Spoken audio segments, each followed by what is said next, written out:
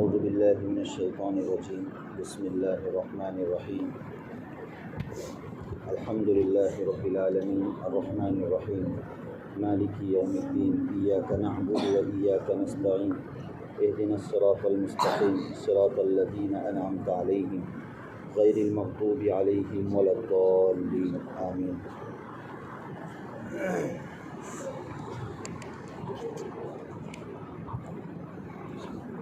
الحمدللہ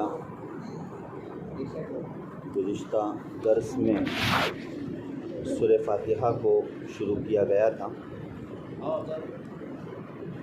سورہ فاتحہ یہ ہم سب جانتے ہیں کہ قرآن کریم کی سب سے پہلی سورت ہے، اسی سے مکمل قرآن کریم کی ابتدا اور افتتاح ہوتی ہے، اور یہ گویا کہ قرآن کریم کی مرکزی صورت ہے اور لب لباب ہے، جیسے گزشتہ یہ بات ہمارے سامنے آئی تھی۔ اور کیوں نہ ہو، اس لیے کہ یہ سورہ فاتحہ مختلف جو مضامین ہیں ان مختلف مضامین پر یہ سورہ فاتحہ مشتمل ہے۔ ابتدائی 3 آیات ہمارے سامنے آئی تھی۔ سب سے پہلی آیت الحمدللہ رب العالمین، دوسری آیت الرحمن الرحیم، اور تیسری آیت مالک یوم الدین۔ اور ان تینوں آیتوں میں اللہ تعالیٰ کی صفتوں کا تذکرہ کیا گیا۔ پہلی آیت میں اللہ تعالیٰ کے رب العالمینیت کا تذکرہ کیا گیا، اور دوسری آیت میں اللہ تعالیٰ رحمان اور رحیم ہے اس کو بتلایا گیا، اور تیسری آیت میں خصوصیت کے ساتھ قیامت کا نقشہ کھینچتے ہوئے یہ بتلایا گیا کہ اللہ پاک قیامت کے دن کے مالک ہے۔ یہاں یہ بات بھی کہی جا سکتی ہے کہ یہ 3 جو آیتیں ہیں یہ بنیادی طور پر 3 عقیدوں پر مشتمل ہے، اس لیے کہ دین کے بنیادی 3 عقیدے ہیں جس میں ہمیں مضبوطی اختیار کرنی چاہیے اور پختہ یقین رکھنا چاہیے۔ سب سے پہلا عقیدہ توحید کا عقیدہ ہے، اللہ تعالیٰ کو ایک ماننا، اللہ تعالیٰ کو ایک جاننا، یہ توحید کا بنیادی عقیدہ ہے کہ ہر چیز کا مالک اللہ ہے، عبادت کے لائق اللہ ہے، اسی طریقے سے ساری صفتوں کے مالک اللہ ہے، اسی کی عبادت اور اسی کی پرستش کرنی چاہیے، جو توحید کا بنیادی عقیدہ ہے۔ اسی طریقے سے دوسرا عقیدہ عقیدہ رسالت ہے، یعنی نبی کریم صلی اللہ علیہ وسلم کی خصوصیت کے ساتھ رسالت کو تسلیم کرنا کہ آپ نبی برحق ہیں اور آپ کی رسالت پر ہم گواہی دیتے ہیں اور ایمان لاتے ہیں۔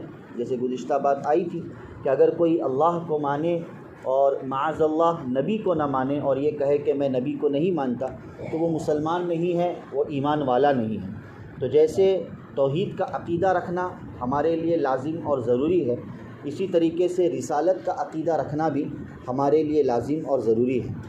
اسی طرح تیسرا عقیدہ ہے عقیدہ آخرت، کہ آخرت کا یقین رکھنا، یہ بھی ہمارے لیے لازم اور ضروری ہے۔ اگر عقیدہ آخرت ہمارا کمزور ہے اور ہم یہ سمجھتے ہیں کہ بھئی آخرت کوئی چیز نہیں، تو ہمارے اور ایک کافر کے درمیان کوئی فرق نہیں رہے گا۔ جیسے کافر یہ سمجھتا ہے کہ آخرت کوئی چیز نہیں ہے، انسان دنیا میں مر کر ختم ہو جاتا ہے، تو اس طرح کوئی آخرت کا تصور ایک کافر نہیں رکھتا ہے، جبکہ ایک ایمان والا آخرت کا تصور رکھتا ہے، اور آخرت کا تصور رکھتا ہے تبھی تو وہ دنیا میں اچھے اور برے کام کے درمیان تمیز کرتا ہے کہ اگر میں اچھے کام کروں گا تو آخرت میں اس کا مجھے بدلہ ملے گا، اور اللہ نہ کرے اگر میں برے کام کروں گا تو آخرت میں مجھے اس کی سزا ملے گی۔ تو یہ دین کے در حقیقت 3 بنیادی عقیدے ہیں۔ پہلا عقیدہ عقیدہ توحید ہے، اور دوسرا عقیدہ عقیدہ رسالت ہے، اور تیسرا عقیدہ عقیدہ آخرت ہے۔ تو اس طریقے سے یہ سورہ فاتحہ کی جو 3 آیتیں ہیں یہ در حقیقت 3 آیتیں انہی عقیدوں کی طرف نشاندہی کر رہی ہے اور انہی عقیدوں کی یاد تازہ کر رہی ہے۔ کہ سب سے پہلی آیت کہ الحمدللہ رب العالمین ہم پڑھتے ہیں کہ تمام تعریف اللہ ہی کے لیے ہے جو سارے جہاں کا پالنے والا ہے، سارے جہاں کا پالنہار ہے۔ تو اس عقیدے سے عقیدہ توحید واضح ہو جاتا ہے کہ بھئی ہم عقیدہ رکھتے ہیں کہ اللہ ہی رب العالمین ہے اور سارے جہاں کی تربیت کرنے والا اور سارے دنیا کے نظام کو چلانے والی ذات یہ صرف تنہا اللہ ہی کی ہے۔ تو اس حیثیت سے سورہ فاتحہ کی جو پہلی آیت ہے وہ عقیدہ توحید کو بتلاتی ہے، اور دوسری جو آیت ہے الرحمن الرحیم یہ عقیدہ رسالت کو بتلاتی ہے۔ اگرچہ اس میں تو اللہ کی تعریف ہے کہ اللہ تعالیٰ رحمان ہے، اللہ رحیم ہے، اور اس لفظ رحمان اور لفظ رحیم پر گزشتہ بات ہو چکی تھی، لیکن اس الرحمن اور رحیم سے در حقیقت عقیدہ رسالت وابستہ ہے۔ وہ اس حیثیت سے کہ جب اللہ تعالیٰ رحمان اور رحیم ہے، رحیم رحم کرنے والی ذات ہے، تو اس رحیم ذات سے یہ بات بالکل ناممکن ہے کہ وہ رحیم ذات نے دنیا میں تو بھیج دیا، لیکن دنیا گزارنے کا طریقہ کیا ہے اور دنیا گزارنے کا سلیقہ کیا ہے وہ نہ بتلائے۔ ایسا ہو ہی نہیں سکتا کہ جب اللہ نے پیدا فرمایا تو یہ اللہ کی رحمت ہی کا تقاضا تھا، اور یہ اللہ تعالیٰ کے رحم ہی کا تقاضا تھا کہ اللہ تعالیٰ نے دنیا میں بتلا دیا کہ بھئی کون سے راستے پر چلو، کون سے راستے پر نہ چلو، اور یہ کہ کون سی اچھائی ہے، کون سی برائی ہے۔ تو ان سب چیزوں کو اور ان سب باتوں کو سمجھانے کے لیے اللہ تعالیٰ نے پیغمبروں کو دنیا میں بھیجا، رسولوں کو اور نبیوں کو اللہ تعالیٰ نے کیا ہے دنیا میں بھیجا، اور رسول اور نبی کے ذریعے سے ہمیں پتہ چل گیا کہ بھئی کون سا راستہ صحیح ہے، کون سا راستہ غلط ہے، کون سی اچھائیاں ہے، اللہ کا منشا کیا ہے، اللہ کا مقصد کیا ہے۔ ان سب چیزوں کو ہم نے نبیوں کے ذریعے سے جانا ہے۔ یہی وجہ ہے کہ قرآن کریم میں بھی اللہ نے بہت سی جگہوں پر نبوت اور رسالت کو لفظ رحم سے تعبیر کیا ہے۔ کس سے تعبیر کیا ہے؟ لفظ رحیمیت سے اللہ پاک نے کیا کیا ہے تعبیر کیا ہے۔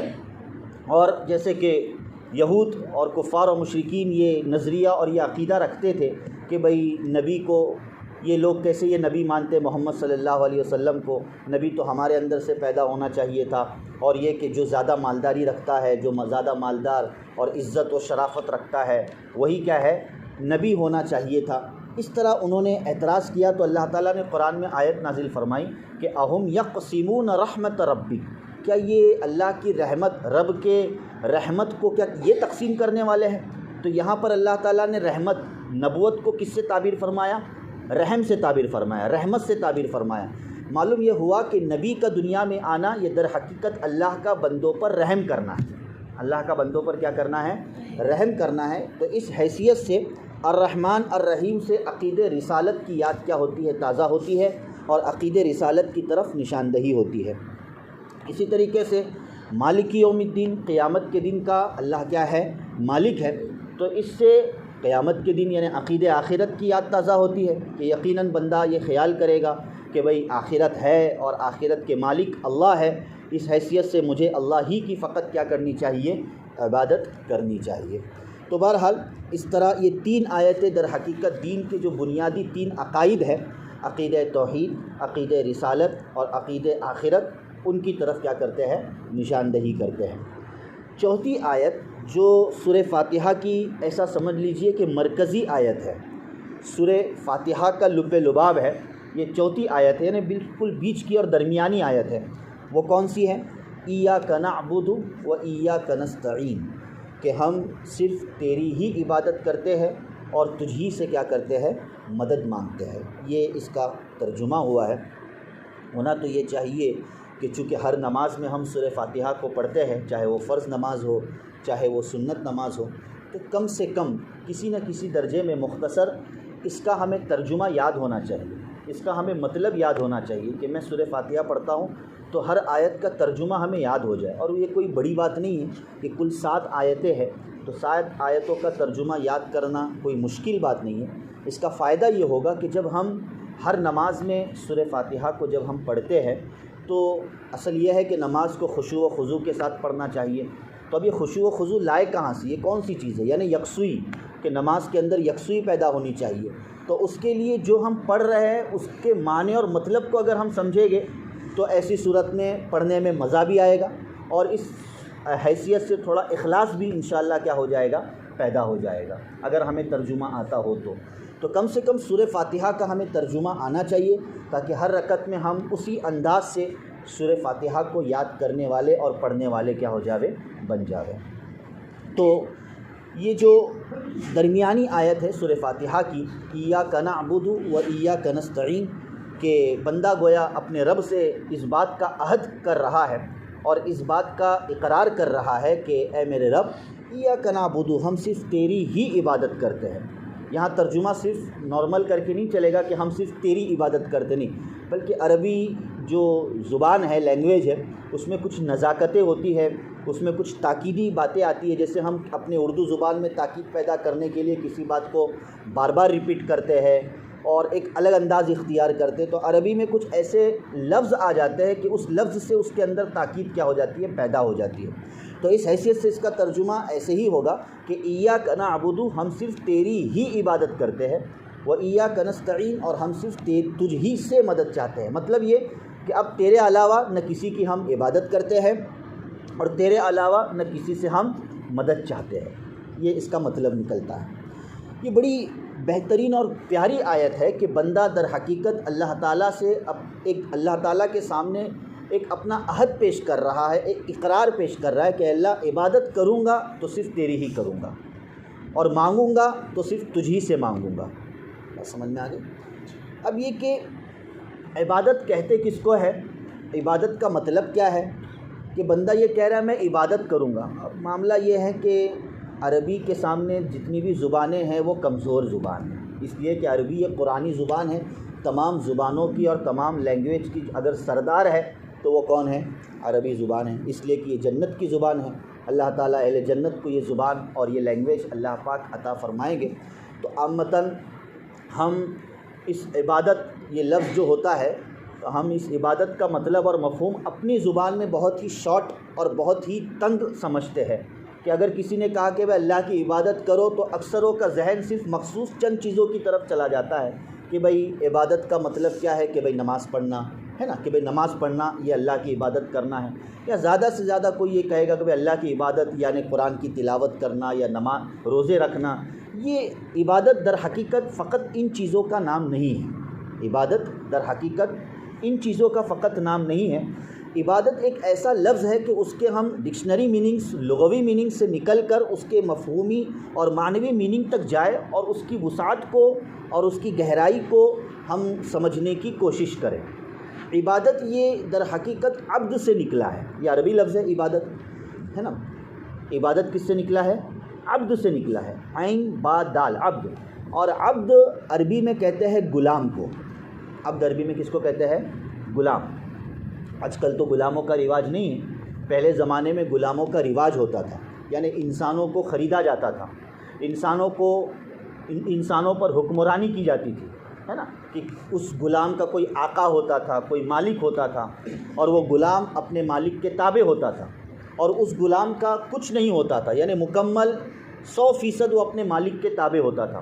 مالک چاہے اس کو جو آرڈر دے، مالک چاہے اس کو جو حکم دے، اس حکم کو پورا کرنا اس غلام کی ذمہ داری سمجھی جاتی تھی، اس غلام کی کیا ہے؟ ذمہ داری سمجھی جاتی۔ اب کوئی مالک اچھا ہے تو اچھے کام کا حکم دیتا تھا، اور کوئی مالک اگر برا ہوتا تھا تو برے کام کا حکم دیتا تھا، کوئی ظالم ہوتا تھا اس غلام پر ظلم بھی کرتا تھا، مگر بیچارے اس غلام کو اس ظلم کو سہنا بھی پڑتا تھا، اپنے مالک کے خلاف وہ آواز نہیں اٹھا سکتا تھا۔ یہ اس وقت کا ایک غلامیت کا رواج تھا، اور اس کے لیے لفظ عبد کیا ہوتا تھا؟ استعمال ہوتا تھا۔ تو اصل میں عبادت اسی سے نکلا ہے۔ مطلب یہ ہے کہ ہم سب اللہ کے غلام ہیں، ہم سب اللہ کی کیا ہے؟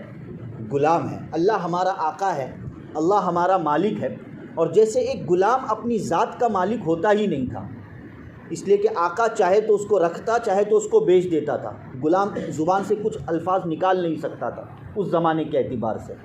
لیکن تو اسی طریقے سے ہم اپنی ذات کے مالک ہی نہیں ہیں، جیسے غلام اپنی ذات کا مالک نہیں ہوتا، اسی طرح ہم اپنی ذات کے مالک ہی نہیں ہیں۔ ہماری ذات کا مالک کون ہے؟ اللہ ہے، اور اللہ چاہے جس طرح ہمیں استعمال کرے، اللہ چاہے جس طرح ہمیں کیا کرے؟ استعمال کرے۔ اگر اللہ نے کہا کہ اس انداز سے میری بندگی کرو تو اللہ سمعنا و اطعنا، ہم نے تیری بات کو سن لیا اور اطاعت کر لی، ہم نے تیری بندگی کر لی۔ تو ہر موڑ پر اور ہر لمحے پر انسان جیسی زندگی گزارتا ہے، چاہے وہ گھر میں زندگی گزار رہا ہے تو گھر میں زندگی گزارنے کا طریقہ کیا ہے کہ اس کا مالک اور اس کا آقا کیا کہہ رہا ہے کہ ایسے زندگی گزارو، تو ٹھیک ہے، میں بیوی کے ساتھ ایسا رہوں گا، میں بچوں کے ساتھ ایسا رہوں گا۔ تو یہ در حقیقت گھر میں رہ کر بھی بندہ عبادت کر رہا ہے۔ عبادت کے لیے ہاتھوں کا باندھنا یا روزے کی حالت میں فقط ہونا یہ عبادت کا مطلب نہیں ہے، بلکہ عبادت بندہ گھر میں رہ کر بھی کر سکتا ہے، اس طریقے سے کہ اگر بیوی کے حقوق ادا کر رہا ہے، اولاد کے حقوق ادا کر رہا ہے، اپنے ماتحتوں کے حقوق ادا کر رہا ہے، تو یہ بھی در حقیقت وہ عبادت کر رہا ہے۔ دکان میں بیٹھا ہوا ہے، مارکیٹنگ سسٹم میں بیٹھا ہوا ہے اور خرید و فروخت کر رہا ہے، چیزیں بیچ رہا ہے یا لے رہا ہے، تو اس میں بھی وہ تابع ہے کس کے؟ اپنے آقا کے، چونکہ وہ غلام ہے کہ میرے آقا نے کیا کہا ہے کہ مارکیٹنگ سسٹم اس انداز سے کرو، حلال کماؤ، حرام مت کماؤ۔ میرا آرڈر ہے، میرا حکم ہے کہ اللہ نے صاف فرمایا احل اللہ البیع وحرم الربا، اللہ نے خرید و فروخت کو حلال قرار دیا ہے، سود خوری کو اللہ نے حرام قرار دیا ہے۔ تو وہ غلام یہ تصور کرے کہ میری زندگی ہی نہیں ہے، میرے رب نے اور میرے مالک اور میرے آقا نے کہا کہ جب تم مارکیٹ میں جاؤ اور جب تم بازاری معاملہ کرو تو حلال چیزیں خریدو اور حلال نوکری کرو اور حلال شعبے میں رہو، حرام کی طرف پھٹکنا مت، یہ میرے رب کا حکم ہے۔ اب اس میں مجھے سوچنے کی کوئی ضرورت نہیں کس میں نفع ہے کس میں نقصان ہے، نفع نقصان تو میرا آقا زیادہ جاننے والا ہے۔ یہ عبادت کا در حقیقت وسیع مفہوم ہے، عبادت کا در حقیقت کیا ہے؟ یہ وسیع مفہوم ہے۔ یہ بندہ اس کو سمجھ لے کہ بندہ اپنے آپ کو بندہ اس وقت کہے کہ جب کہ وہ بندگی اللہ کی مکمل ادا کرنے والا کیا ہے؟ بن جائے۔ تو اس طریقے سے عبادت کے اندر دو چیزیں ہم لے سکتے ہیں، ایک تو ہے اطاعت، اللہ کے ہر حکم کو ماننا، چاہے گھر میں ہو چاہے گھر کے باہر ہو، اور ایک تو ہے بندگی اور پرستش کہ اللہ نے کچھ بندگی اور عاجزی کا طریقہ اللہ نے اپنے بندوں کو دے دیا ہے کہ بھئی اللہ کے سامنے عاجز بن جاؤ، نماز پڑھ کر، کبھی رکوع کی حالت میں ہم اللہ کے سامنے عاجز بن رہے، کبھی سجدہ کر کے اللہ کے سامنے عاجز بن رہے، کبھی روزہ رکھ کے ہم اللہ کے سامنے عاجز بن رہے، کبھی حج کرنے جا رہے تو احرام لپیٹ کر اللہ کے سامنے ہم عاجز بن رہے۔ تو ہر لمحہ بلمحہ بندہ اپنے عاجزی کا اور عجز کا اظہار کرے، یہ در حقیقت عبادت کا مفہوم ہے۔ یہ در حقیقت کیا ہے؟ عبادت کا مفہوم ہے۔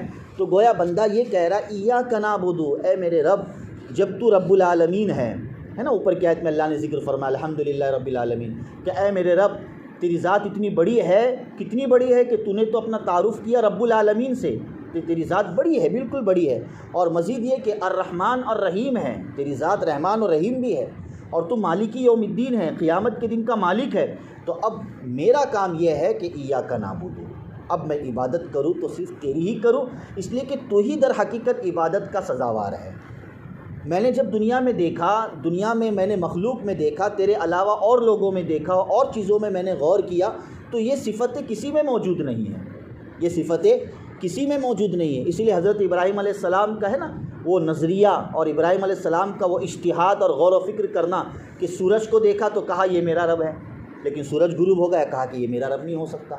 چاند کو دیکھا میرا رب ہے، چاند بھی غروب ہو گیا، کہا کہ نہیں یہ میرا رب نہیں ہو سکتا۔ پھر کہا میرا رب کون ہے؟ جو کبھی غروب نہیں ہو سکتا، کبھی غروب نہیں ہو سکتا، جو ہمیشہ سے ہے ہمیشہ رہے گا، یہ میرا رب ہے۔ تو اس حیثیت سے بندے نے ایاک نعبد کے اندر اقرار اس بات کا کر لیا کہ اے میرے رب، میں عبادت کروں گا تو صرف اور صرف تیری کروں گا، بزرگی کے لائق ذات اے اللہ تیری ہے۔ اب اس میں بندے نے بالکل محتاط رہنا چاہیے، کہیں ایسا نہ ہو کہ اللہ کے علاوہ کو اگر وہ عبادت کرنے چلا جائے تو یہیں سے شرک کا دروازہ اور شرک کا راستہ کیا ہو جاتا ہے؟ کھل جاتا ہے کہ نہیں؟ کہ اگرچہ اللہ کے برابر کا درجہ نہ دے لیکن نعوذ باللہ من ذالک یہ کہے کہ بھئی نہیں، جیسے اللہ کی عبادت کی جاتی ہے تو کسی غیر اللہ کی بھی عبادت کی جا سکتی ہے، جیسے اللہ کے سامنے جھکا جاتا ہے تو کسی غیر اللہ کے سامنے بھی جھکا جا سکتا ہے، تو میں جھکوں گا اور میں بندگی کا اظہار کروں گا، تو یہ بھی کیا ہے؟ شرک ہے۔ یعنی اللہ کے علاوہ عبادت کے دروازے تمام پر بند کر دینا ہے اور عبادت صرف اللہ کے لیے رکھنی ہے۔ اس لیے کسی کے سامنے جھکنا، کسی کے سامنے سجدہ کرنا، یا یہ کہ اس کو اپنا کسی درجے میں معبود سمجھنا، نعوذ باللہ من ذالک، یہ ساری چیزیں عبادتوں میں داخل ہیں۔ قسم اللہ کی کھائی جائے گی، یہ عبادت ہے۔ اب یہ کہ کوئی اللہ کے علاوہ کسی اور چیز کی قسم کھا رہا ہے تو گویا اس کو تقدس کا درجہ دے رہا ہے، تعظیمیت کا درجہ دے رہا ہے، تو یہ بھی شرک ہے، یہ اس آیت کے خلاف ہے۔ اسی طریقے سے جانور کو ذبح کرنا، صرف اللہ کے نام پر جانور کو ہمیں ذبح کرنا ہے، بسم اللہ اللہ اکبر، اللہ کے نام پر جانور کو ذبح کرنا ہے۔ اب کوئی یہ کہے کہ فلاں بزرگ کے نام پر میں جانور کو ذبح کروں گا، فلاں اللہ والے کے نام پر میں جانور کو ذبح کروں گا، تو ظاہر ہے کہ یہ جانوروں کا ذبح کرنا تقرب کی خاطر، بندہ کیوں ذبح کرتا ہے؟ ایک تقرب کی خاطر، اللہ تعالیٰ سے قرب حاصل کرنے کے لیے، اور یہ قرب کسی غیر اللہ سے اگر وہ حاصل کرنے جا رہا ہے تو یہ عبادت کے خلاف ہے، جو شرک کا دروازہ اور شرک کا راستہ کیا کر دیتا ہے، کھول دیتا ہے۔ بات سمجھ میں آ گئی؟ تو ایاک نعبد، میں صرف عبادت اے اللہ تیری ہی کروں گا، اور کسی کے سامنے میں نہ جھکوں گا اور نہ کسی کی عبادت کروں گا۔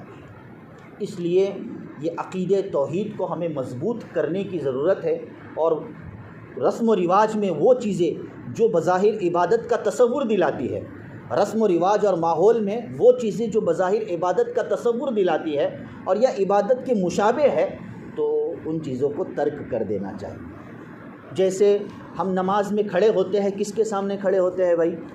اللہ کے سامنے۔ کس کے سامنے کھڑے ہوتے ہیں؟ اللہ کے سامنے کھڑے ہوتے ہیں، ہاتھ باندھ کر اللہ کے سامنے کھڑے ہوتے ہیں۔ ایک نماز کی ایک خاص صفت ہے اور ایک خاص طریقہ کار ہے، اب اس طریقہ کار میں کسی اور کو آنے نہ دے، اس طریقہ کار میں کسی اور کو آنے نہ دے کہ بھئی یہ طریقہ اگر ہم نے کسی اور کے لیے، چاہے وقت کے نبی کے لیے کیوں نہ اختیار کیا ہو، تو یہ بھی عبادت میں داخل ہو جائے گا۔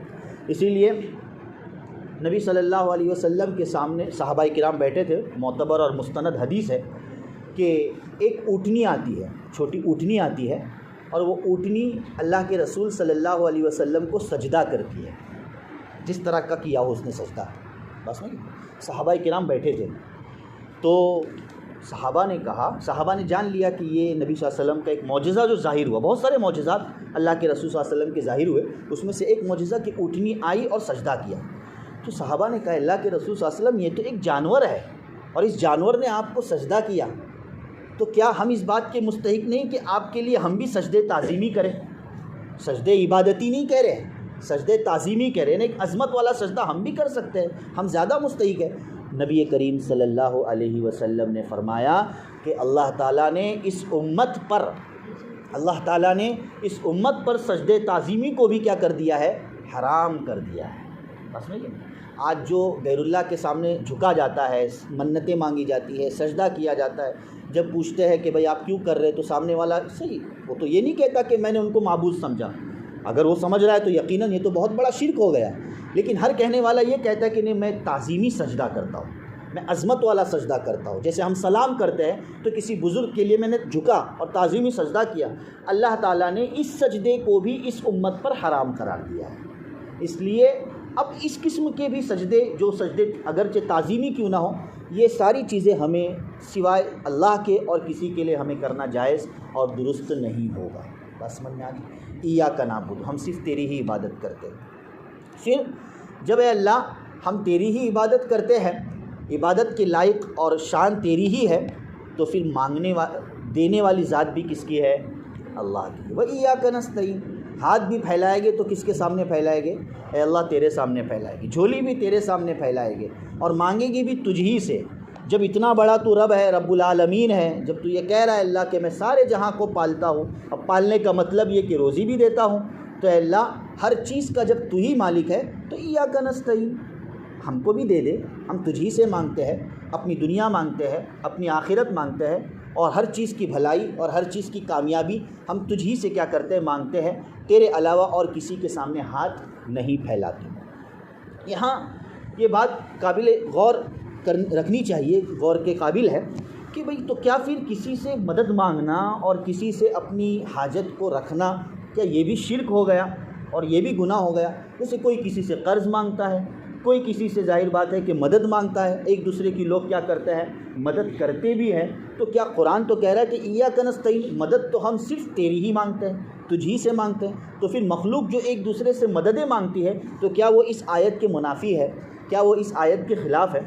ظاہر ہے کہ انسان جو انسان سے مدد مانگتا ہے تو وہ انسان کو بالذات کوئی معبود نہیں مانتا، بالذات کوئی اپنا رب نہیں مانتا، وہ تو اپنا ایک عام انسان ہی سمجھ رہا ہے۔ اس حیثیت سے ایک دوسرے کی مدد کرتے ہیں، اور مدد کرنی بھی چاہیے، اور ضرورت کے وقت مدد مانگنا یہ بھی شریعت نے جائز قرار دیا ہے۔ لیکن یہاں جو منع کیا گیا ہے کسی سے مدد مانگنا اس حیثیت سے کہ اس کو کوئی معبود سمجھا جائے اور اس کو وہ درجہ دیا جائے کہ گویا کہ نعوذ باللہ من ذالک، کہ جو درجہ دینے کا اللہ کا ہے وہ درجہ کسی مخلوق کا ہے، تو اس طرح اس حیثیت سے اگر کوئی کسی سے مانگتا ہے تو یہ مانگنا بھی کیا ہو گیا؟ شرک ہو گیا، اور یہ مانگنا بھی در حقیقت گناہ ہو گیا۔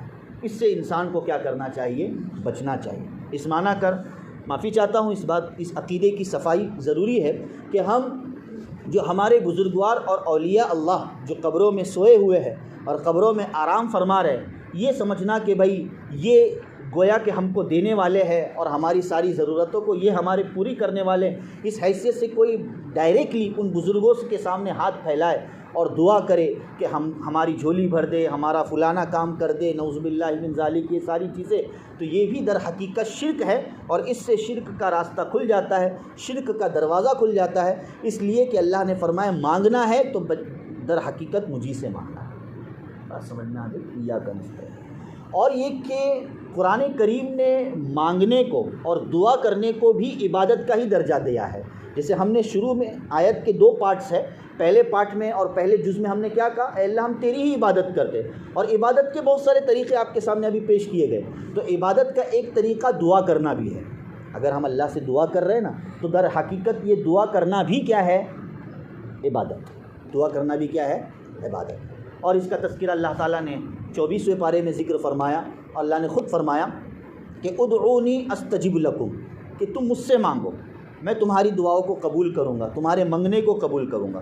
پھر آگے اللہ نے ذکر فرمایا، بات تو دعا کی چل رہی تھی، مگر اللہ نے آگے چل کر لفظ کو چینج کر دیا اور فرمایا ان الذین یستکبرون عن عبادتی، جو میری عبادت سے تکبر کرے گا۔ بات تو دعا کی چل رہی تھی، عبادت کی نہیں چل رہی تھی، اللہ نے دعا کو چینج کر کے عبادت کا لفظ اللہ نے لے آئے۔ مطلب یہ ہے کہ در حقیقت دعا کرنا بھی عبادت ہے، دعا کرنا بھی در حقیقت کیا ہے؟ عبادت ہے۔ اس لیے اللہ فرما رہے کہ جو دعا مانگنے سے تکبر کرے گا اور اعراض کرے گا اور یہ اللہ کے سامنے نہیں مانگے گا، تو اللہ اتنے ناراض ہو گئے کہ اللہ نے خود فرمایا سیدخلون جہنم داخرین، ایسے لوگوں کو تو ہم جہنم میں داخل کر دیں گے۔ اللہ ہم سب کی حفاظت فرمائے۔ تو چھوٹی چھوٹی چیزیں ہمیں اللہ سے مانگنی چاہیے، بڑی بڑی چیزیں ہمیں اللہ سے مانگنی چاہیے۔ رسول اللہ صلی اللہ علیہ وسلم نے تو یہ بھی سکھلایا ہے کہ اگر تمہارے جوتے کا تسمہ بھی ٹوٹ جائے تو پہلے کس سے مانگو؟ اللہ سے مانگو۔ بار بار اللہ سے مانگنا، در حقیقت بندہ اللہ کی طرف رجوع ہو جاتا ہے اور اللہ کی یاد بندے کے دل میں آ جاتی ہے، اور یہی اصل زندگی کا کیا ہے؟ مقصود ہے۔ اس لیے بھلے دنیا میں لوگ ایک دوسرے کی مدد کرتے ہیں، لیکن پہلے ہم کس سے مانگیں؟ اللہ سے مانگیں۔ ہمارا معاملہ یہ ہوتا ہے کہ دنیا والوں کے سامنے پہلے ہاتھ پھیلا دیتے ہیں، اور جب وہاں سے مایوسی چھا جاتی ہے تب جا کر پھر ہم مسجد کا راستہ یا اللہ کا راستہ اختیار کر لیتے اور اللہ سے مانگتے ہیں۔ ایسا نہیں، پہلی پہل میں ہمیں اللہ سے مانگنا چاہیے، چاہے وہ ہمارا دنیاوی معاملہ ہو، ایجوکیشن ہو یا معاش ہو، دنیاوی زندگی ہو، نوکری ہو، ساری چیزیں۔ اللہ میری مدد کر دے، اللہ مجھ کو عطا فرما دے، رو رو کے اللہ سے مانگے، رو رو کے اللہ سے مانگے، اللہ تعالیٰ ضرور عطا کرے گا۔ اور اگر اللہ نے نہیں بھی عطا کیا، ایک مستقل موضوع ہے، اور اگر اللہ نے دنیا میں نہیں بھی عطا کیا تو یہ سمجھنا چاہیے کہ ہو سکتا ہے کہ وہ چیز میرے حق میں خیر نہیں تھی، اس لیے وہ چیز مجھے نہیں ملی، وہ چیز میرے حق میں خیر نہیں تھی اس لیے وہ مجھے نہیں ملی۔ جیسے مثال کے طور پر چھوٹا بچہ ہوتا ہے، اپنے ابو سے اور اپنے باپ سے نہ جانے کیا کچھ مانگتے رہتا ہے، بھائی ہوتا ہے کہ نہیں؟ بھائی بیٹے نے ضد کی، ابو مجھے سخت ٹھنڈی ہے، اور بچے پر اس موسم کا بڑا غلط اثر پڑ سکتا ہے اور پڑتا ہے، اور بچہ اس سردی میں ابو سے کہہ رہا ہے کہ مجھے کوئی ٹھنڈی چیز دے دو، مجھے آئس کریم دے دو۔ کیا بچے کے مانگتے ہی فوراً اس کا باپ اس کو وہ چیز میسر کر دیتا ہے؟ نہیں کر دیتا۔ کیوں؟ اس لیے کہ وہ بچہ نہیں جانتا کہ آئس کریم کھانے میں میرے لیے نقصان ہے، وہ جانتا کون ہے؟ اس کا باپ جانتا ہے کہ نہیں، میں اس کو دوں گا، اس کو وقتی لذت ملے گی لیکن بعد میں اس کے لیے نقصان ہے۔ تو اسی طریقے سے بندہ جو ایک بچے کا ذہن رکھتا ہے، وہ نہیں جانتا کہ چیزوں میں کیا حکمتیں رکھی ہوئی ہے، کس چیز میں نفع ہے، کس چیز میں نقصان ہے، وہ اللہ سے مانگتا تو ضرور ہے، لیکن مانگنے کے بعد رب جانتا ہے کہ اس چیز کے لیے، اس کے لیے خیر ہے یا شر ہے۔ وہ فیصلہ کرنے والی ذات کس کی ہوتی ہے؟ اللہ کی ہوتی ہے۔ جب ہم یہ عقیدہ دل میں رکھ لینا، جب ہم یہ یقین دل میں رکھ لینا، تو پھر ایسی صورت میں کبھی ہم اللہ کی ذات سے مایوس نہیں ہوں گے، کبھی ہم اللہ کی رحمت سے مایوس نہیں ہوں گے، کبھی ہم یہ نہیں کہیں گے کہ میری دعائیں قبول نہیں ہوتی ہے، ضرور ہوتی ہے۔ بس اتنا ہی ہے کہ اب میرے حق میں کیا قبول ہونا ہے اور کیا نہ ہونا ہے یہ تو اللہ جانتا ہے۔ بات سمجھ میں آ گئی؟ اور یہ کہ بندہ جب مانگتا ہے، جیسے بچہ کوئی چھوٹی چیز یا کوئی بھی چیز مانگتا ہے، تو کبھی کبھار باپ اپنی شایان شان اس کو عطا کرتا ہے، بھائی کرتا ہے کہ نہیں؟ بچہ کہہ رہا ہے کہ مجھ کو یہ چاہیے وہ چاہیے، باپ کے ذہن میں پہلے سے ہوتا ہے ٹارگیٹ کہ نہیں، میرے بچے کو تو میں اچھی چیز دوں گا، اور بچہ تو چھوٹی چیز اور ادنا اور حقیر چیز مانگتا ہے، باپ اس کے لیے اچھی بہترین سائیکل کھڑی کر دیتا ہے، ہزاروں کی سائیکل لا کر دے دیتا ہے. بھائی ہوتا ہے کہ نہیں کہ بھائی ہاں بچے نے چھوٹا مانگا میں اس کو بڑا دوں گا. تو اسی طریقے سے اللہ تعالیٰ بندے پر نظر رکھتے ہیں، اور بندہ جب دعا کرتا ہے تو اللہ تعالیٰ اس کے لیے اس سے بہتر چیز عطا فرما دیتے جس کا بندے کو تصور نہیں ہوتا ہے. یا ہے کہ نہ بھی عطا کرے تو آخرت میں اس کے لیے تو وہ ذخیرہ کیا ہو جاتا ہے، بن ہی جاتا ہے. بندہ جب آخرت میں اللہ تعالیٰ کی وہ نوازشات کو دیکھے گا نا تو بندہ یہ کہے گا کہ اللہ یہ سب چیزیں میرے لیے کیوں؟ تو بندہ اللہ تعالیٰ کہے گے کہ میرے بندے تو نے دنیا میں فلانی چیزیں مانگی تھی، وہ میں نے تجھ کو عطا نہیں کی، آج اس سے بہتر میں یہ چیزیں تجھے عطا کر رہا ہوں. تو بندہ وہاں یہ تمنا کرے گا کہ کاش کہ دنیا میں میری ایک بھی دعا قبول نہیں ہوتی. بات سمجھ میں آ گئی؟ کاش کہ دنیا میں میری ایک بھی دعا قبول نہیں ہوتی، تاکہ پوری نوازشات کا میں کیا بن جاتا، مستحق بن جاتا. تو بہرحال ایاک نعبد و ایاک نستعین، ہم صرف تیری ہی عبادت کرتے ہیں اور تجھی سے یا رب مدد چاہتے ہیں. یہ ہمیشہ بندے نے، یہ در حقیقت سورہ فاتحہ کی ایک مرکزی آیت ہے، اس کو ہمیشہ ذہن میں رکھنا چاہیے اور اپنے عقیدے کو مضبوط رکھنا چاہیے کہ عبادت بھی اللہ کی کروں گا، اللہ ہی کی کروں گا، اور مانگوں گا تو سب سے پہلے اللہ ہی سے مانگوں گا اور کسی سے نہیں. دنیا میں اگر مانگنے کی نوبت بھی آ جائے تو پہلے اللہ سے مانگوں گا، پھر کسی بھائی سے تذکرہ کروں گا کہ بھئی حاجت ہے، ضرورت ہے، تھوڑی مدد کر دے، ایک الگ بات ہے، مگر پہلے میں مانگوں گا کس سے؟ اللہ سے مانگوں گا. ایاک نعبد و ایاک نستعین. اگلی آیت ہے اہدنا الصراط المستقیم، اے ہمارے رب ہم کو سیدھے راستے کی ہدایت عطا فرما، سیدھے راستے کی ہدایت عطا فرما.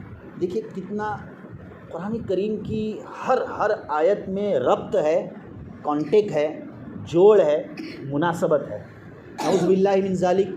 دنیا کی کتابوں کی طرح اس کا یہ حال نہیں ہے کہ لکھنے والے اپنی کوانٹٹی کو بڑھانے کے لیے بہت کچھ لکھ جاتے ہیں، ہے نا، اپنی کوانٹٹی کو بڑھانے کے لیے بہت کچھ لکھ جاتے ہیں، بڑے سے بڑے رائٹر بنتے ہیں، لیکن جب اس کو اچھی طرح پڑھا جاتا ہے تو پتہ چلتا ہے کہ کچھ کنسلٹ نہیں ہے ان کے درمیان، کچھ کانٹیکٹ نہیں ہے. لیکن قرآن کریم کی ہر آیت دوسری آیت سے جڑی ہوئی ہے، ہر گویا کہ ایک بہترین مضمون کیا کرتی ہے، ثابت کرتی ہے. جب بندے نے کہا کہ اے میرے رب ہم صرف تیری ہی عبادت کرتے ہیں اور تجھی سے مدد مانگتے ہیں، یہ عہد بندے نے جب کر لیا تو اب دعا تجھی سے کرتے ہیں، تو بندے نے کون سی دعا کرنی چاہیے، اس کے لیے اس کے حق میں کون سی بہتر کی دعا ہے؟ تو اللہ تعالیٰ نے وہ دعا کا سلیقہ اور وہ دعا کا طریقہ وہ بھی اللہ تعالیٰ نے سورہ فاتحہ کے اندر کیا کر دیا، بتلا دیا اور سکھلا دیا کہ بندے مانگنا ہے تو یہ مانگ، اور کیا مانگ؟ اہدنا الصراط المستقیم، اے ہمارے رب ہمیں سیدھے راستے پر چلا. کون سے راستے پر چلا؟ سیدھے راستے پر چلا، سیدھے راستے کی ہدایت عطا فرما، سیدھے راستے پر چلا. بہت سے ترجمے کیے جا سکتے ہیں. یہاں پر اللہ تعالیٰ نے لفظ ہدایت کا تذکرہ فرمایا ہے، اہدنا، ہمیں سیدھے راستے کی ہدایت عطا فرما. لفظ ہدایت کا اللہ تعالیٰ نے اس آیت میں تذکرہ فرمایا ہے. ہدایت کس چیز کا نام ہے؟ ہدایت ہے رہنمائی کرنا، رہبری کرنا اور منزل مقصود تک پہنچانا. منزل مقصود تک کیا کرنا؟ پہنچانا. اس کو کیا کہتے ہیں؟ ہدایت کہتے ہیں. مثلا مجھے کسی جگہ کا ایڈریس پتہ نہیں ہے، میں آپ سے کہوں کہ بھائی مجھے فلانا ایڈریس بتا دو. ایک ہے کہ آپ نے زبانی کہا ایسا جاؤ ویسا جاؤ ویسا جاؤ، پہنچ جاؤ گے، اور ایک طریقہ یہ ہے کہ آپ نے میرا ہاتھ تھام لیا اور کہا چل میرے ساتھ، اور سیدھا مجھ کو اس منزل مقصود تک آپ نے پہنچا دیا. یہ اصل طریقہ ہدایت ہے. یہ اصل کیا طریقہ ہدایت ہے. تو ہمیں سیدھے راستے پر چلا، یعنی اے اللہ ہمیں چلنے کی طاقت نہیں ہے، ہم جانتے نہیں سیدھا راستہ کون سا ہے، تو ہمیں سیدھا راستہ دکھا اور تو ہمیں سیدھے راستے پر کیا کر دے، چلا دے. تو اللہ ہی کی ذات ہے جو ہدایت عطا فرماتی ہے. اللہ کی ذات ہے جو کیا کرتی ہے، ہدایت. اسی لیے کہا گیا کہ ہدایت نبیوں کے ہاتھ میں بھی نہیں ہے. ہم بیانات میں سنتے کہ نہیں، ہدایت دینے والی ذات کس کی ہے؟ فقط اللہ کی ہے. اللہ دکھلاتے ہیں راستہ، اللہ چلاتے ہیں اس راستے پر. بات سمجھ میں آ گئی؟ قرآن کریم میں ہدایت کو مختلف درجات میں استعمال کیا گیا ہے.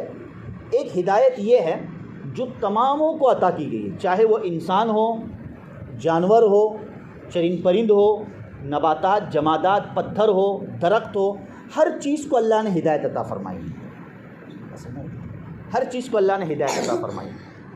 ہمیں یہ جو راستے کی جو بے جان چیزیں نظر آتی ہے نا، کھڑا درخت جو نظر آتا ہے نا، سمندر جو نظر آتا ہے نا، اور پہاڑ جو نظر آتے ہیں، ان سب چیزوں کے تعلق سے ہمارا یہ تصور ہے کہ یہ بے جان چیزیں ہیں، اور یقیناً بے جان چیزیں ہیں، لیکن ایسا نہیں کہ ایسا بے جان ہے کہ اللہ نے انہیں وہ ہدایت نہ دی ہو کہ انہیں کیا کرنا ہے، ایسا نہیں ہے، بلکہ اللہ نے ہر ایک کو اس کی حیثیت کے مطابق اللہ تعالیٰ نے اس کو ہدایت عطا فرمائی، اور اس کا تذکرہ اللہ نے خود قرآن کریم میں ذکر فرمایا کہ وَإِن مِّن شَيْءٍ إِلَّا يُسَبِّحُ بِحَمْدِهِ، کہ دنیا میں جتنی چیزیں ہیں، چاہے وہ جاندار چیزیں ہو، چاہے وہ بے جان چیزیں ہیں، ہر چیز اللہ کی تسبیح کرتی ہے، ہر چیز اللہ کی کیا کرتی ہے؟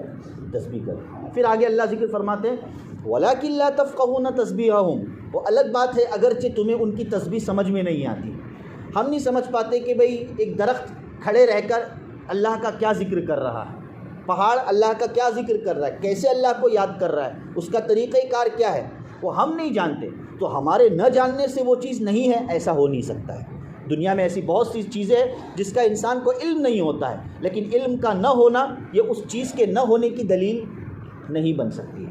بات سمجھ میں آ گئی؟ تو دنیا کی ہر چیزیں کیا کرتی ہے؟ اللہ کی تسبیح کرتی ہے۔ اللہ تعالیٰ نے دوسرے جگہ پر ذکر فرمایا الم تر ان اللہ یسبح له من فی السماوات والارض کل قد علم صلاته وتسبیحہ، کہ دنیا کی ہر چیز اپنی تسبیح کو اور اپنی بندگی کو جانتی ہے کہ کیسے اللہ کی بندگی کرنی ہے، کیسے اللہ کی کیا کرنی ہے؟ عبادت کرنی ہے۔ تو یہ عبادت اور تسبیح جو ہر چیز کو اللہ نے ہدایت کی ہے، اللہ تعالیٰ نے اس کو کیا کی ہے؟ ہدایت کی ہے۔ اللہ تعالیٰ نے سورہ اعلیٰ میں بھی اس کا تذکرہ فرمایا الذی خلق فسوی، ہے نا، وقدر فہدی، کہ اللہ تعالیٰ نے ہر چیز کو متعین کیا، فہدی، پھر اس کو کیا دی ہے؟ ہدایت دی۔ معلوم ہوا کہ اللہ نے درخت کو بھی ہدایت دی، اللہ تعالیٰ نے سمندر کو بھی ہدایت دی۔ تو ایک ہدایت وہ ہے جو بہت عام ہے، جس میں ذوی العقول بھی آ گئے اور غیر ذوی العقول بھی آ گئے، عقل رکھنے والے بھی آ گئے اور غیر عقل رکھنے والے سب آ گئے۔ ہدایت کا دوسرا درجہ جو ذوی العقول کے ساتھ خاص ہے، یعنی جو عقل رکھنے والی مخلوق ہے، اور وہ کون ہے؟ انسان ہے۔ وہ کون ہے؟ جنات ہے۔ وہ کون ہیں؟ فرشتے ہیں، ہے نا، کہ یہ ذوی العقول عقل رکھنے والی مخلوق ہے، اللہ تعالیٰ نے ان کو بھی ہدایت دی۔ اب وہ الگ بات ہے کہ جو اس ہدایت کو قبول کرے وہ ایمان والا، جو اس ہدایت کو قبول نہ کرے وہ غیر ایمان والا، یعنی کافر ہو گیا۔ یہ دوسرے درجے کی ہدایت ہے۔ اور تیسرے درجے کی جو ہدایت ہے، جو تمام یقیناً مومنین کے ساتھ اور ایمان والوں کے ساتھ کیا ہے؟ خاص ہے، اور اس کی کوئی لمٹ نہیں ہے، ان لمیٹڈ ہدایت ہے ہمارے سمجھنے کے اعتبار سے۔ ہر نماز میں ہم سورہ فاتحہ پڑھ رہے ہیں، بس ہو گیا، میں 70 سال سے نماز پڑھ رہا ہوں، ہر رکعت میں میں نے سورہ فاتحہ پڑھی اور ہر رکعت میں میں نے کہا اہدنا الصراط المستقیم، بس ہو گئی مجھ کو ہدایت، ابھی نہیں چاہیے، ایسا ہے؟ وقت کے نبی نے بھی اس کا دعویٰ نہیں کیا۔ وقت کا نبی بھی نماز پڑھ رہا ہے تو وقت کا نبی بھی کہہ رہا ہے اہدنا الصراط المستقیم، مجھے سیدھے راستے کی ہدایت عطا فرما۔ تو معلوم یہ ہوا کہ یہ جو تیسرے نمبر کی جو ہدایت ہے اور تیسرے درجے کی جو ہدایت ہے وہ ان لمیٹڈ ہوتی ہے، اس کی کوئی مقدار متعین نہیں ہوتی ہے۔ جیسے بندے کے اعمال ہوگے اور جیسے بندے کی نیتیں ہوگی، اللہ تعالیٰ اس ہدایت میں اضافہ کرتے رہتے ہیں۔ اللہ تعالیٰ نے قرآن کریم میں ذکر فرمایا والذین اہتدوا زادہم ہدی، عجیب قرآن کی آیت ہے، والذین اہتدوا زادہم ہدی، جو ہدایت والے ہیں ہم ان کی ہدایت میں اضافہ کرتے رہتے ہیں۔ قرآن کہہ رہا ہے والذین اہتدوا زادہم ہدی، جو ہدایت والے ہیں ہم ان کی ہدایت میں وقتاً فوقتاً اضافہ کرتے رہتے ہیں، جو جتنا لے گا اتنا اس کے لیے کم۔ اللہ نے کسی جگہ پر فرمایا والذین جاہدوا فینا لنہدینہم سبلنا، جو جتنے ہمارے راستے میں مشقت محنت کرے گا تو ہم اس کی ہدایت میں اتنا ہی کیا کرتے رہیں گے؟ اضافہ کرتے رہیں گے۔ تو ہدایت جو تیسرے نمبر کی جس کے ہم مستحق ہیں، ہمیں چاہیے کہ ہر موقع پر اللہ سے ہم ہدایت مانگتے رہیں، اچھے کام کی اور صحیح راستے کی، صحیح طریقے کی۔ بات سمجھ میں آ گئی؟ تو یہ تیسرے درجے کی ہدایت، تو اللہ تعالیٰ سے ہم کہہ رہے ہیں کہ اللہ ہمیں سیدھے راستے کی ہدایت عطا فرما۔ بندہ یہ کہہ سکتا ہے کہ بھئی کوئی شخص بڑا نیک ہے، بڑا وقت کا نبی کیوں نہ لے لیجیے؟ تو وقت کے نبی ہے، وقت کے اولیاء اللہ ہے نا، بڑے بڑے اولیاء اللہ گزرے، انہیں ہدایت کی ابھی کیا ضرورت ہے؟ وہ تو ماشاءاللہ پوری دنیا میں ہدایت کے طریقے تقسیم کر رہے ہیں، اب ان کو ہدایت کی کیا ضرورت ہے؟ ان کو یہ اہدنا الصراط المستقیم پڑھتے رہنے کی کیا ضرورت ہے؟ تو یہ کبھی ہدایت ختم ہونے والی چیز نہیں۔ جس بندے نے یہ سمجھ لیا کہ مجھے اب ہدایت کی ضرورت نہیں ہے، تو یقیناً اسی وقت سے وہ گمراہ ہو گیا، اسی وقت سے کیا ہو گیا؟ وہ گمراہ ہو گیا اور شیطان کی صف میں اور شیطان کے زمرے میں در حقیقت وہ کیا ہو گیا؟ داخل ہو گیا۔ سمجھ میں آ گئی؟ تو اہدنا الصراط المستقیم، اے اللہ ہمیں سیدھے راستے کی ہدایت عطا فرما۔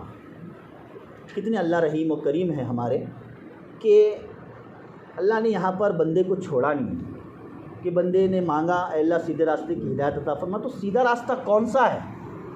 کون سا سیدھا راستہ ہے؟ اللہ ہم نہیں جانتے کون سا سیدھا راستہ ہے۔ صراط المستقیم ترجمہ جس کا سیدھا راستہ، وہ راستہ جو جنت میں لے جانے والا ہو، وہ راستہ جو اللہ کی مرضی تک پہنچانے والا ہو، وہ راستہ جو اللہ کی خوشنودی تک پہنچانے والا ہو۔ بندہ اس راستے کی اللہ تعالیٰ سے کیا کر رہا ہے؟ ہدایت عطا فرما۔ اسی لیے نبی کریم صلی اللہ علیہ وسلم نے صحابہ کرام کو اس آیت کے ضمن میں سمجھا کر بھی بتلایا کہ ایک سیدھی لکیر کھینچی اور اس کے دائیں اور بائیں الگ الگ لکیریں کھینچی اور کہا کہ یہ جو سیدھا راستہ ہے یہ صراط مستقیم ہے۔ یہ کیا ہے؟ صراط مستقیم ہے۔ اور اس کے دائیں بائیں جو چھوٹے چھوٹے آنکڑے ہیں یہ سب شیطانی راستے ہیں جو انسان کو بہکا دیتے ہیں، جو انسان کو کیا کر دیتے ہیں؟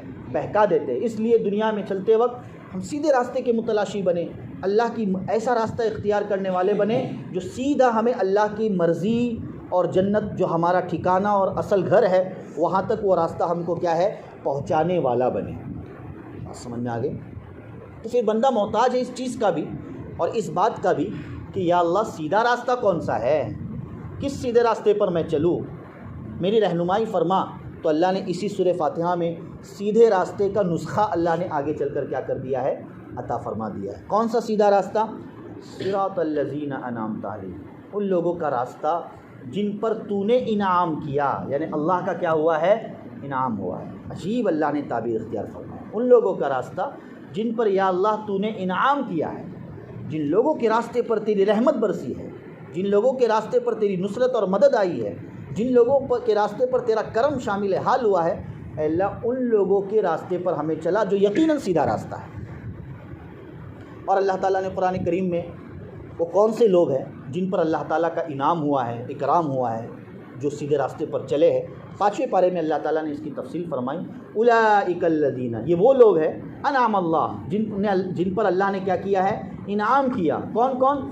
پہلے نمبر پر ذکر فرمایا من النبیین، یاد رکھیے میں الگ الگ ذکر کر کے کسی وجہ سے بتلا رہا ہوں۔ من النبیین پہلے نمبر پر نبیوں کا تذکرہ کیا، والصدیقین دوسرے نمبر پر صدیقین کا تذکرہ کیا ہے، والشہداء شہیدوں کا تذکرہ کیا، والصالحین اور چوتھے نمبر پر کس کا تذکرہ کیا ہے؟ نیک لوگوں کا تذکرہ ہے۔ صالحین کہتے ہیں کس کو؟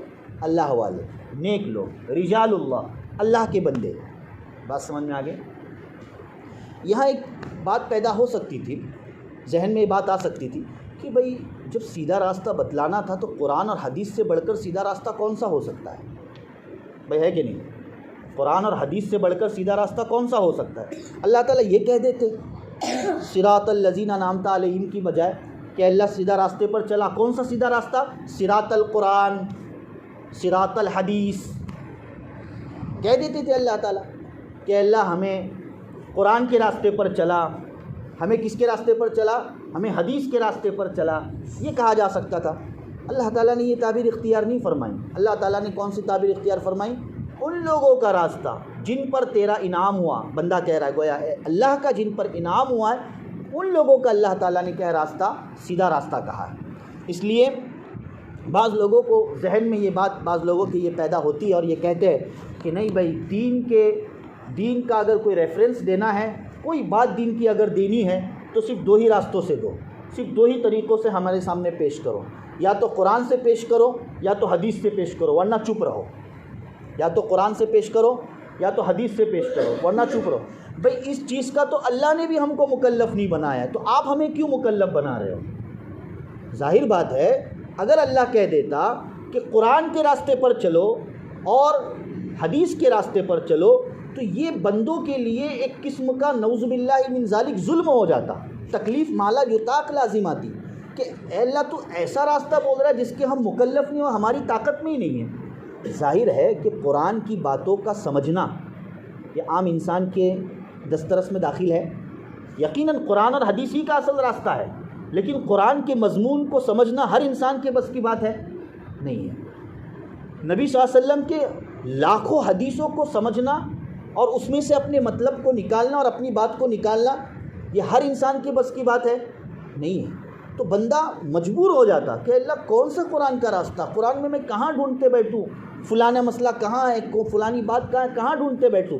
تو اللہ تعالیٰ تو اپنے بندوں پر ارحم الراحمین ہے، یہ اللہ کے رحم ہی کا تو نتیجہ ہے کہ اللہ تعالیٰ نے صراط القرآن و صراط الحدیث و نبویہ، اللہ نے یہ نہیں کہا بلکہ بندوں پر رحم کرتے ہوئے فرمایا کہ اگر تم کو قرآن اور حدیث اور میرے نبی کے طریق پر چلنا ہے تو ان لوگوں کا راستہ اختیار کرو جن پر میں نے انعام کیا، یعنی اللہ والوں کا راستہ اختیار کرو، اللہ والوں کا ہاتھ تھام لو، اللہ والوں کے طریقے پر چلو۔ جن اللہ والوں کے طریقے پر جب تم چلو گے تو در حقیقت اللہ والوں کے طریقوں پر چلنا ہی یہ صراط مستقیم ہے، یہ صراط قرآن ہے اور یہ صراط حدیث ہے۔ بات سمجھ میں آ گئی؟ بعض لوگ بڑا دو ٹوک جو یہ کہتے ہیں کہ بھئی نہیں، یا تو قرآن سے یا تو حدیث سے عمل کرے گے، تو قرآن سے عمل کرے گے۔ کیوں عمل کرے گے قرآن سے اور کیوں عمل کرے گے حدیث سے؟ تو اللہ تعالیٰ نے اتنے لوگوں کی، 4 لوگوں کا جو اللہ نے نام لیا، نبی دنیا میں تو موجود نہیں ہے، صدیقین، شہداء اور صالحین، 3 لوگ دنیا میں ہیں، اور صالحین جن کو ہم اچھے طریقے سے سمجھ سکتے، جو اللہ والے، جن کی زندگی، جنہیں دیکھ کر اللہ یاد آ جائے، وہ اللہ والے۔